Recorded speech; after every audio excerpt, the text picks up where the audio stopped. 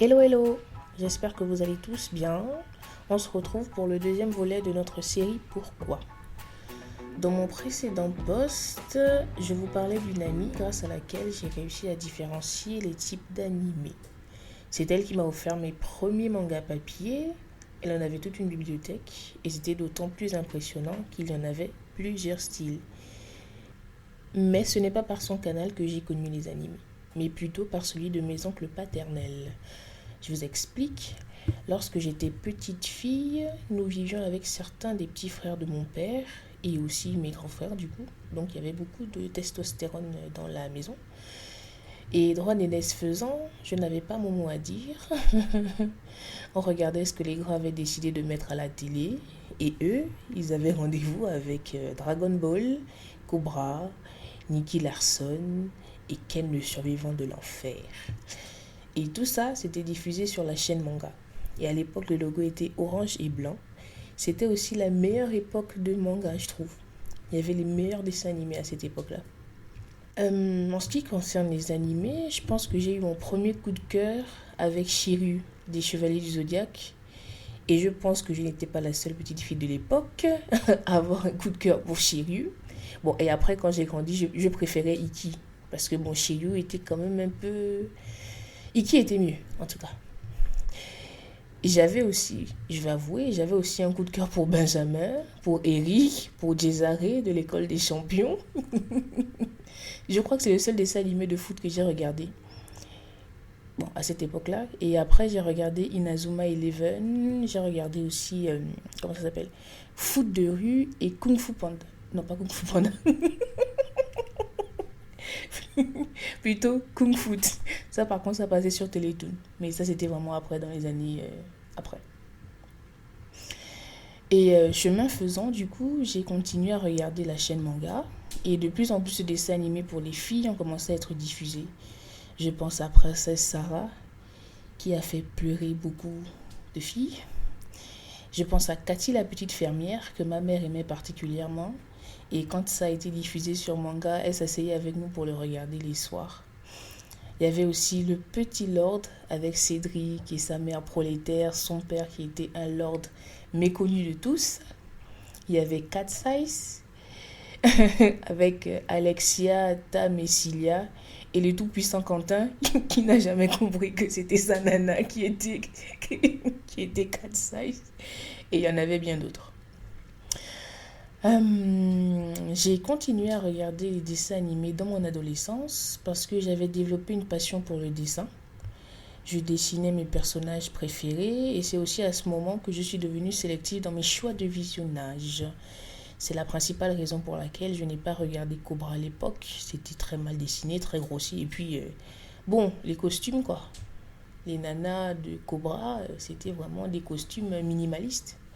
Je n'ai pas non plus regardé Albator. C'était moche. C'était vraiment un supplice pour mes yeux. Et je n'ai surtout pas regardé Galaxy Express 999. Oh là là. Non, il y avait des dessins animés. Bon, il y en a toujours qui sont vraiment dessinés de façon très grossière. Je comprends pas pourquoi est-ce que les... On les appelle comment? Les mangaka font ça. C'est vraiment pas sympa pour les gens qui aiment le très fin comme moi. Bon, aujourd'hui, je regarde encore des animés parce que je trouve ça beaucoup plus facile à regarder que les séries télévisées, que ce soit les séries américaines, les séries de la côte ouest, et même plus facile à regarder que les dramas. Parce que vraiment, les palpitations des dramas, faut avoir le cœur solide. Et je trouve qu'on peut également véhiculer plus facilement un message dans un dessin animé que dans une série parce que qu'on soit concentré ou pas dans un dessin animé, le message va toujours être capté par notre cerveau. Il va nous revenir en pleine face forcément un jour ou ça va rester latent, mais en tout cas c'est resté dans la tête. De toute façon, on le voit bien avec les dessins animés des enfants là que tu regardes une, deux fois et ça reste dans ta tête, quoi. Je trouve aussi que l'univers du manga est comment dire, en fait on peut tout réaliser en termes d'environnement dans l'univers du manga. On peut créer tout un univers visuel dans lequel on peut franchement se jeter à pieds joints, quoi. On ferme les yeux, on entre dedans et puis c'est fini. C'est un peu différent pour les livres parce que les écrits renvoient beaucoup à l'imagination du lecteur. Quand l'animé, lui, nous donne déjà toutes les informations. On regarde, on n'a pas besoin de réfléchir, d'imaginer. Tout est déjà là. On apprécie ou on n'apprécie pas. Les animés, on sait que ce n'est pas réel. Il n'y a pas, les personnages ne sont pas humains à proprement parler, même si dans le dessin animé ce sont des humains. Mais c'est étrange comment est-ce qu'on s'attache plus facilement au dessin animé. Ouais, c'est étrange, la façon dont on s'attache plus facilement au dessin animé. Je me rappelle d'une amie qui m'avait écrit en pleurs parce que, parce que Neji était mort dans Naruto Shippuden. Elle pleurait, vraiment, elle était en deuil. C'était... Bon, je me suis moquée d'elle parce qu'on peut se la regarder Naruto Shippuden quand Naruto était déjà vraiment fini. On avait déjà regardé Naruto The Last. Vraiment, Naruto était fini et elle a commencé à regarder Naruto après nous tous. Et à chaque fois qu'un personnage qu'elle aimait bien mourait, elle pleurait. Elle m'écrivait tout le temps pour me dire qu'elle pleurait. Et elle me demandait, mais comment est-ce que tu as fait pour surmonter ça? Je lui disais, mais en fait, c'est un dessin animé. Ce n'est pas réel.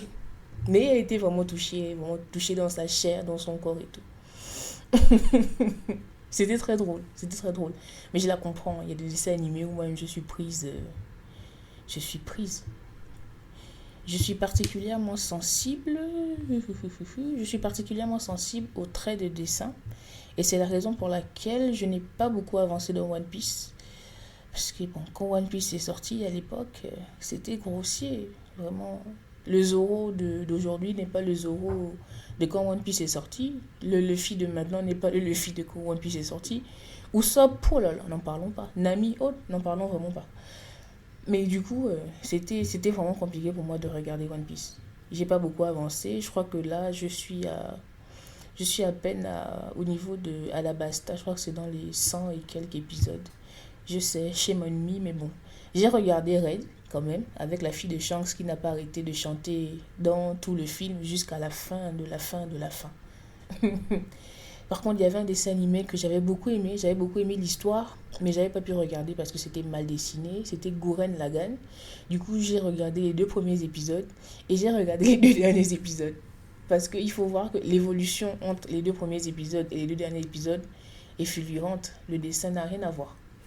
Les 2 premiers épisodes, les traits sont grossiers. Les 2 derniers épisodes, les traits sont fins. C'est magnifique.